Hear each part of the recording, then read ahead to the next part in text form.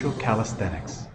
Christ is in our midst. Today, on Monday, November 6th, we commemorate St. Paul the Confessor, Patriarch of Constantinople, as well as St. Luke the Monk of Taormina. Regarding St. Paul the Confessor, Patriarch of Constantinople, St. Paul was from Thessaloniki. He became the secretary of Alexander, Patriarch of Constantinople, a deacon, and then the successor of St. Alexander in about 337. Because of his virtue, his eloquence in teaching, and his zeal for orthodoxy, the Arians hated and feared him. When the Arian Emperor Constantius, who was in Antioch, learned of Paul's election, he exiled Paul and proclaimed the Arian Eusebius Patriarch. St. Paul went to Rome, where he found St. Athanasius the Great, also in exile. Provided with letters by Pope Julius, Paul returned to Constantinople, and after the death of Eusebius in 342, ascended again his rightful throne. The Arians, meanwhile, elected Macedonius, because he rejected the Son's consubstantiality with the Father, and the divinity of the Holy Spirit besides. When Constantius, yet at Antioch, learned of Paul's return, he sent troops to Constantinople to drive Paul out. The saint returned to Rome, where St. Athanasius also was again in exile.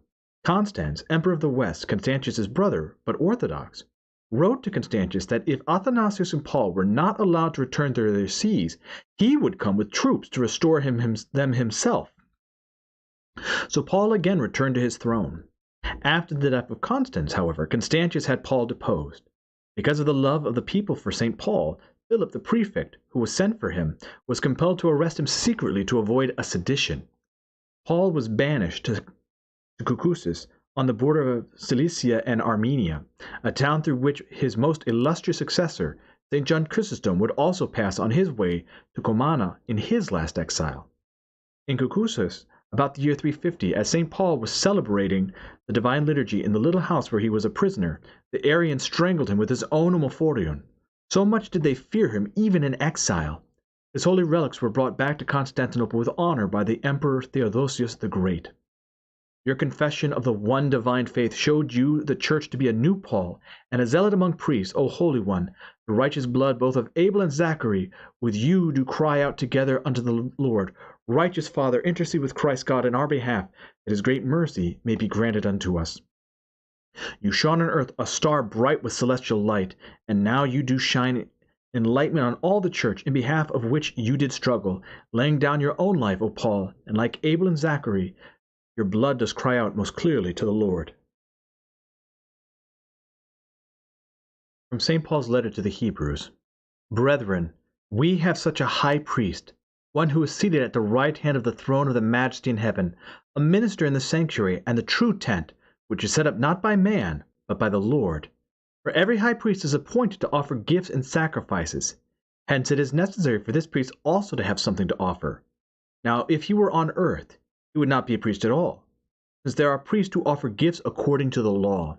They serve a copy and a shadow of the heavenly sanctuary. For when Moses was about to erect the tent, he was instructed by God, saying, See that you make everything according to the pattern which was shown to you on the mountain. But as it is, he has obtained a ministry which is as much more excellent than the old as the covenant he mediates is better, since it is enacted on better promises.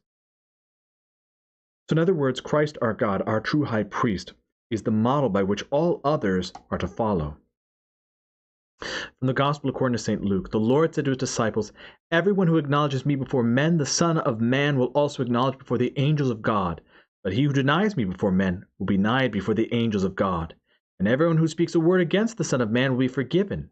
But he who blasphemes against the Holy Spirit will not be forgiven. And when they bring you before the synagogues and the rulers and the authorities, do not be anxious how or what you are to answer, or what you are to say. The Holy Spirit will teach you in that very hour what you ought to say.